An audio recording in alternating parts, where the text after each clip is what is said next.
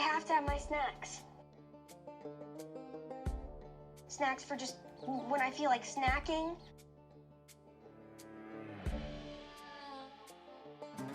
Just leave me some ammo, a little water, some chips if you have them.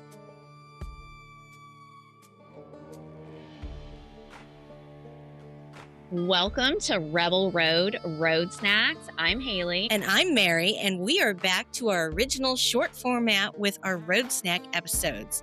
These episodes were only just to be quick, fun stories and legends, but the researcher in me kept making them longer and longer and longer. And well, y'all know, they just turned into regular episodes. But we are back again with snack-worthy tales, something to listen to on that quick drive to the grocery store or your break at work, just whenever you need just a little something to listen to.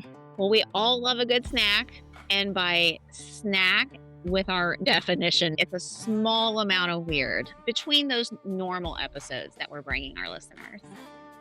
A small amount of weird. I love that. I need that on a t-shirt. Anyway, to kick back off to our original format, we have a special treat for you all today. We have a sampling of short stories by cryptozoologist George Lunsford from the book Legends, Myth, Monsters, and Ghosts, the USA edition. Not only has George taken great care and research to record all of these tales, he is also our very first guest on our full show episodes of Rebel Road, and you will be able to catch him next week while Mary and I interview him. We're going to have such a good time chatting and listening to a few of his firsthand accounts. I'm really excited. Yeah, he's a really fun guy. It was a lot of fun to meet with him. I'm still thinking about that opening story for us. But Mary, what do you think? Let's get this tasty snack of an episode started. Here are just a few short stories from Legends, Myths, Monsters, and Ghosts, USA edition.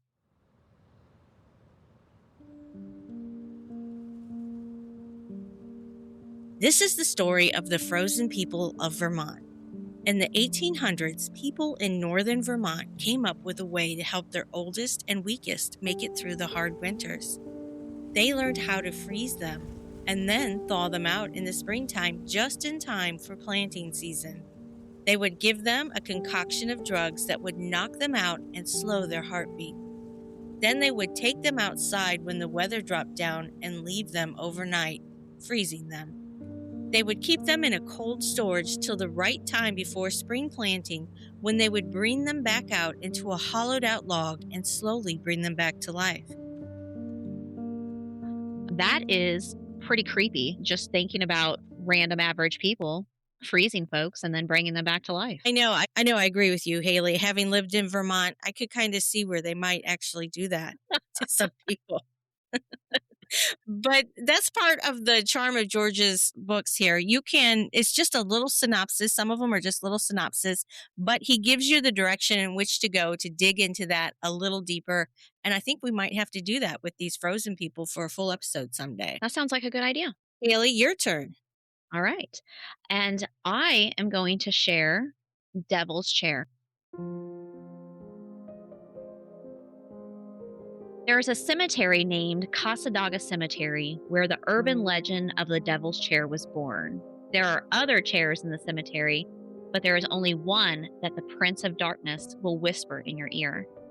The chair is made from brick and mortar and faces a headstone turned to face the chair. It is said if you sit in this chair any time after dark, Satan will whisper evil things into your ear. It is also said that if you leave an unopened cold beer on the chair, it will be gone, but the cap will still be on it. Then go back the next day and sit in the chair. The devil will appear before you at midnight within the next 7 days. Wait, none of this story has ever been confirmed. The locals tell another story. In 1926, a 90-year-old man lost his wife and daughter to an accidental fire. He was devastated and all alone. So when he built the memorial for his loved ones, he also built a chair to sit with them and mourn. The man was unable to move on. He would sit in the chair from dawn to dusk, mourning uncontrollably. He sat there crying and digging their names into the chair. This continued for about a year, and the man sat there through the sadness and mockery from people. Then at midnight, two teenagers were messing around in the cemetery when they spotted the old man in the chair crying. It was late, and the boys were kind of freaked out, thinking he was out of his head. They contacted the police. When the police showed up, they found that the man was dead and had been for days. The question is, was the man the boys saw the old man's ghost grieving for his loved ones? Or was Satan tricking them? That's such a creepy story, having visited so many old cemeteries. I mean, we've gone to cemeteries together and we've seen some wild stuff. But man, I don't think I'd sit in that devil's chair. How about you, Haley? I do not think I would either. I think that would be welcoming something to come home with you. And I think, honestly, it's very possible that those boys perhaps did see Satan. Yeah, you just never know, do you? All right, well, let's read a different type of story, and this one's called Elmer McCurdy.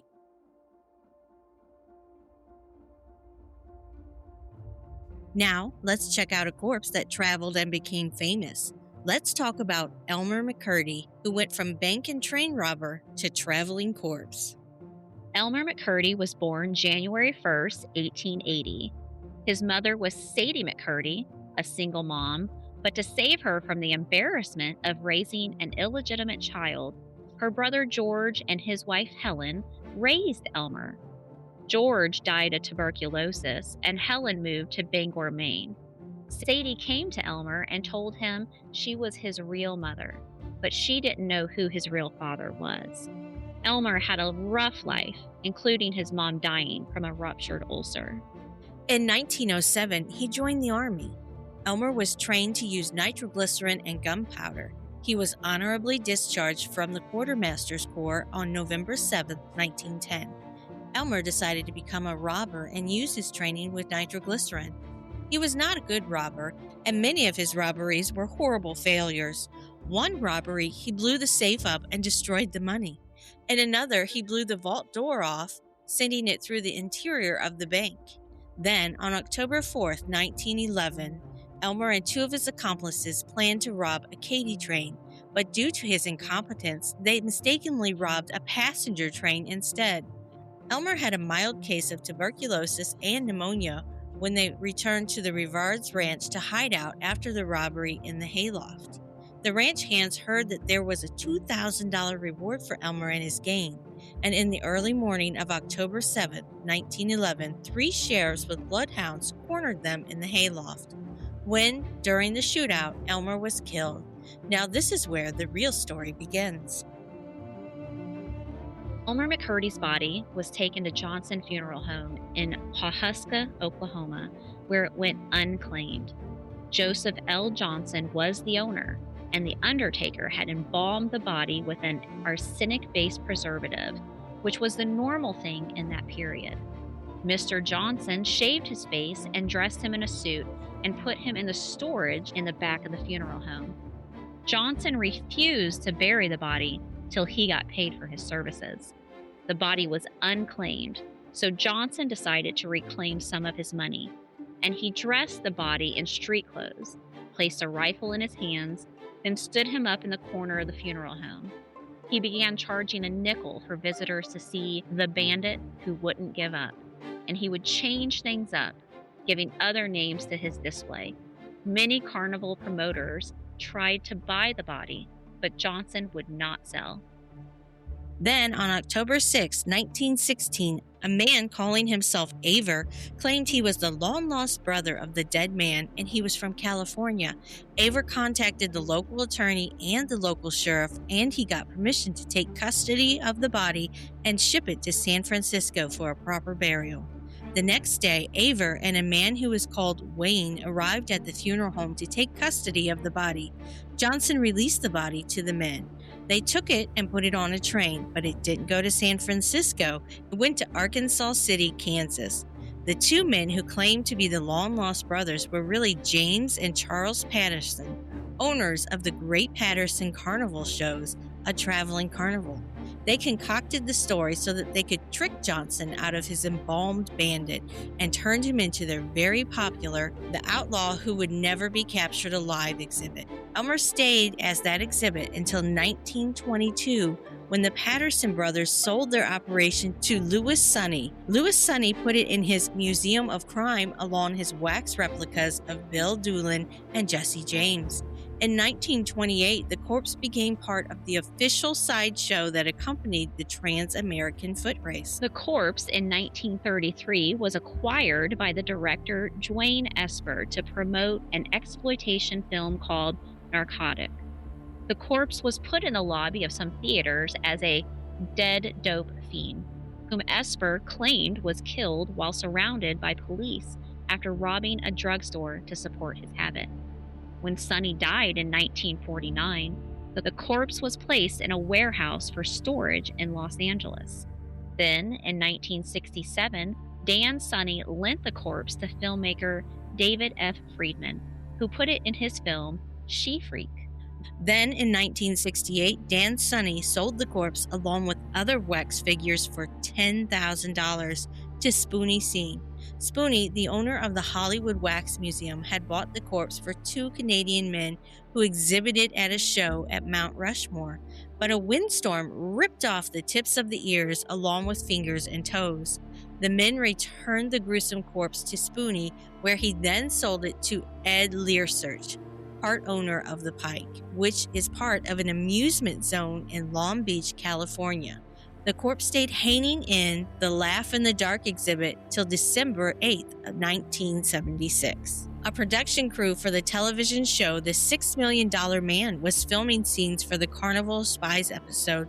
During the shoot, a prop man went to move the mannequin from the gallows and the arm fell off. When he picked up the arm, the muscles and bones were visible, which freaked out the prop man. The police were called in and the corpse was taken to the LA coroner's office. After lots of tests and dental analysis, the body was identified. And on April 22, 1977, a funeral procession took the body of Elmer McCurdy to his final resting place in the Boot Hill section of Summit View Cemetery in Guthrie, Oklahoma, next to Bill Doolin, the outlaw. 300 people showed up for the gravesite service. To ensure his body would not be dug up, they poured 2 feet of concrete. And I guess that's one way to stop Elmer from touring the country. What do you think about that, Mary? I think that's crazy. That poor guy, he died in 1911, traveled the world. People just thought he was like made of wax, I guess. And then what was that? So 1911. So for 66 years, he was put on display and even used in movies. Isn't that crazy? Could you imagine being that prop man when his arm fell off? It is crazy. And it also makes you think about all of the conspiracy theories out there about some of these wax figures actually being humans. Oh, yeah. I didn't even think about that. You've got all those sculptures that people are convinced that were just people who returned to stone. That's crazy. But and I just have to say, if I were to ever rob a bank and I accidentally blew up all the money, I would just be so mad at myself. Right. Poor Elmer. But he did find some fame, just not the kind he wanted, I guess. Yeah. I don't know about you, Haley, but I am loving all these stories. Should we just maybe do one more? Let's just do one more. Yeah, let's just do one more. They're kind of like potato chips. This is a road snack, and you can't just have one. So let's read another. How about Hillbilly Beast? I love it. Let's do it. If you are walking in the forest in Kentucky, you may have an experience with something more than a squirrel or bear. There is a creature that wanders the forest of Kentucky and stalks the woods, known as the Hillbilly Beast. It is said to be between 8 and 10 feet tall, 800 pounds, covered with long swamp dampened hair, and has yellow glowing eyes. This Kentucky Sasquatch has wandered these woods for hundreds of years. The Cherokee tell stories of the mythical man-beast. The stories of the beast have been passed down from the elders.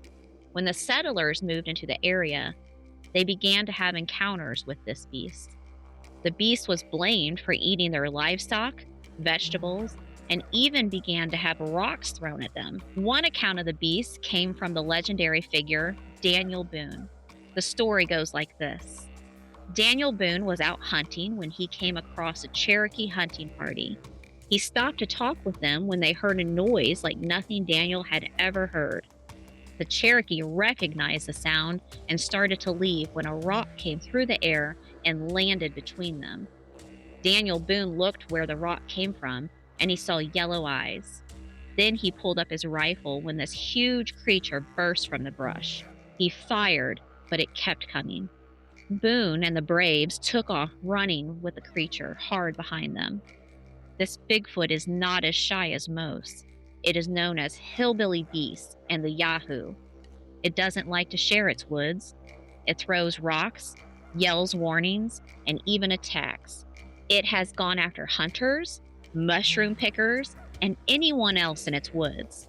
People have claimed to find giant teeth and even full skeletons, but felt too scared to touch them or take pictures, saying they felt like something was watching them.